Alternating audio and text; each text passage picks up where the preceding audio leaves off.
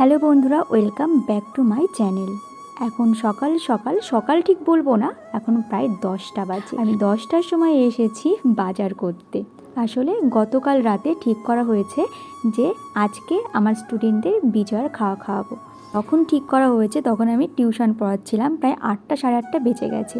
সেই সময় লিস্ট করে বাজার করা পসিবল ছিল না। শুধু বাবাকে বলেছিলাম কিছু সবজি বাজার করে আনতে, তো বাবা সেই মতো কিছু সবজি বাজার করে এনেছিল। বাকি যে জিনিসগুলো লাগবে সেগুলো কিন্তু বাড়িতে, সেই জন্য আজকে সকালে টিউশন পড়ানোটা বন্ধ দিয়েছি আর আমি গেছিলাম বাজার করতে। বাবা তো বাড়িতে নেই, বাবা কাজে গেছে, তো আমাকেই সমস্ত বাজারটা করে আনতে হয়েছে। এই দেখো, এই সবজিগুলোকে কিন্তু আমি গত রাতেই সব কেটে রেখে দিয়েছিলাম, আর মাও কিছু কেটেছিল। মা এগুলো কাটেনি, মা রসুন পেঁয়াজ এগুলো সব কেটে রেখে দিয়েছিল। আর কালকে রাতে টিউশন বাড়ি থেকেই আমি সব বাড়িতে ফোন করেছি যে হঠাৎ করে সিদ্ধান্ত হয়েছে, যেহেতু রবিবার ছিল, স্কুলও ছুটি, আর স্কুল তো কদিন পরেই খুলে যাবে, যেহেতু আজকে রবিবার ছিল তো সবার সুবিধাই হয়েছিল। সেই জন্য ভেবেচিন্তে আজকের কথাই ভাবা হলো। আজকে মেনুতে হলো রাইস, চিকেন আর মিষ্টি। তো বাবা যেহেতু রাইস খাই না, সেই জন্য মাকে আবার আলাদা করে বাবার জন্য রান্নাও করতে হয়েছে। তো মা আগে ভাগে সেই সব রান্নাগুলো করে নিয়েছে। তারপরে আমি কি করলাম বলো তো, আমি রাইস আর চিকেনটা আমি রান্না করলাম, মা মশলার পেস্টগুলো মা করে দিয়েছিল। আর একটা জিনিসের খুব প্রবলেম হয়েছে, কারণ আমাদের রান্নাঘরে কাজ হচ্ছে, সেই জন্য রান্নাঘরে তো আমি কিছু রান্না করতে পারলাম না। আমরা সেই জন্য কিন্তু বাইরেই সব জিনিসপত্রগুলো এনেছি। আর মা এখানে দেখো হলুদ, সর্ষে তেল, আর এখানে দেখো আমন্ডগুলোর অবস্থা দেখো, মা কবে এনেছে আমাদের সেই হুঁশই নেই যে এগুলো ঘরেতে রয়েছে। তো অনেক দিন এগুলোকে দেখাই হয়নি, সেইভাবে কোটোতে ছিল, আর দেখো নষ্ট হয়ে গেছে। তো মা এগুলোকে রোদে দিচ্ছে, এগুলো মনে হয় না খাওয়া যাবে। এদিকে দুটো হাঁড়িতে ভাত বসিয়ে দিয়েছি, হাঁড়িটা ছোট ছিল বলে আমার দুটো হাঁড়ি লেগেছে। এখানে রান্না করতে না খুব ভয় ভয় করছিল, কারণ দেখো সামনেই পুরো কাচের জানলা রয়েছে, মানে কখন না ফেটে যায় আগুনের তাপে, তো সেই জন্য ভয় পাচ্ছিলাম। আর এদিকে আমি মাংসটাও করে নিচ্ছিলাম, অনেকটাই মাংস ছিল, আমি ভয় পাচ্ছিলাম।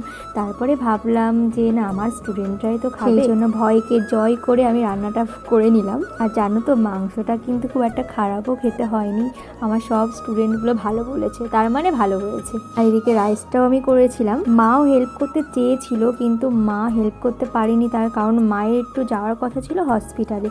আমার মাসির মেয়ের মেয়ে হয়েছে, মাসির নাতনি, মানে আমার বোনের মেয়ে হবে ওটা, আমি মাসি হয়ে গেছি। এই জন্য মা গোছাচ্ছিল, মা রান্নার দিকে বেশি হেল্প করতে পারিনি। কিন্তু পরে জানা গেল, মানে ফোন করে জানালো যে আর আসতে হবে না, কারণ বোনকে ছুটি দিয়ে দিয়েছে। তো মা নেক্সট কোনো একটা দিন যাবে। আর আমার স্টুডেন্টরা দেখো এক এক করে কিন্তু এসে পড়েছে। এই মাঝখানে ছোট বাচ্চাটা, একে কিন্তু আমি পড়াই না, আমার বোন পড়াই, মানে শ্রেয়সীর বোন, এটা আমি শ্রেয়সীকে পড়াই, আর শ্রেয়সীর বোন হলো নীলাঞ্জনা, ওকে আমার বোন পড়াই। সোনাশ্রী বসেছিল, আর এ হলো শ্রদ্ধা, আর ওই যে আরেকজন বসে আছে, এও হলো শ্রেয়সীর কাকার মেয়ে। যেহেতু শ্রেয়সীদের বাড়িতে পড়াতে যায়, তো সব বোনগুলোকে আমি বলেছি।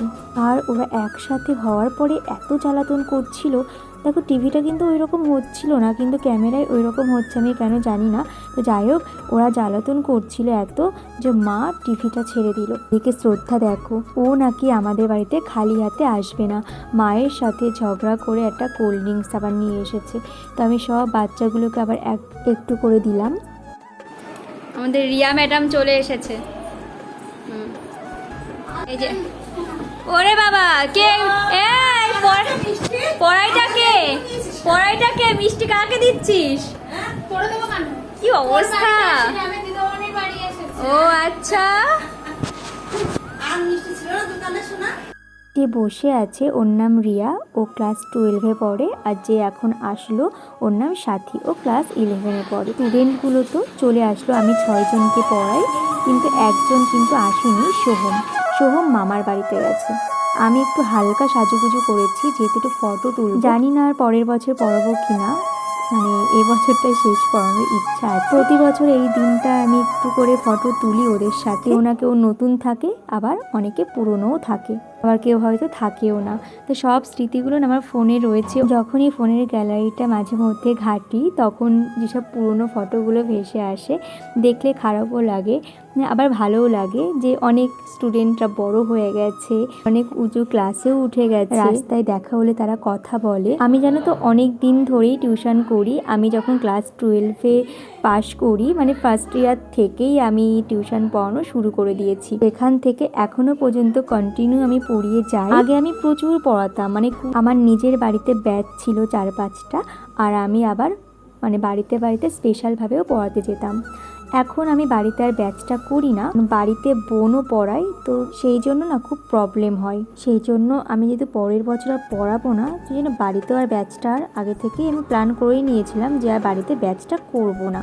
নাহলে অনেকেই বলেছিল পড়ানোর কথা, সত্যি কথা বলতে আমারও ইচ্ছা ছিল না। তো ওদের সাথে তো দেখছো ফটো তোলার জন্য একে একবার টানছি ওকে একবার টানছি, এই সব করছিলাম। আর আমার বোন ভিডিও করেছে, ভিডিওগুলো যদিও বা একটু ক্লিয়ার এসেছে, মানে ফটোগুলো তো একদম ঝাপসা ঝাপসা এসেছে। ফটো একটু কাছের থেকে তুললে ক্লিয়ার আসে, ও যেহেতু দূরের থেকে তুলেছে তো ক্লিয়ার ভালো আসেনি।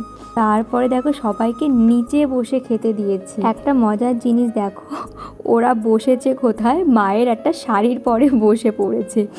আসলে আসন ওরা খুঁজে পাচ্ছিল না, আর সেই সময়টা না সত্যি আমিও আসন খুঁজে পাচ্ছিলাম না। এইবার বেলা হয়ে গেছে, প্রায় 3:15-20 বেজে গেছে, আর আমাদের টেবিল থাকলেও চেয়ার 4টে রয়েছে।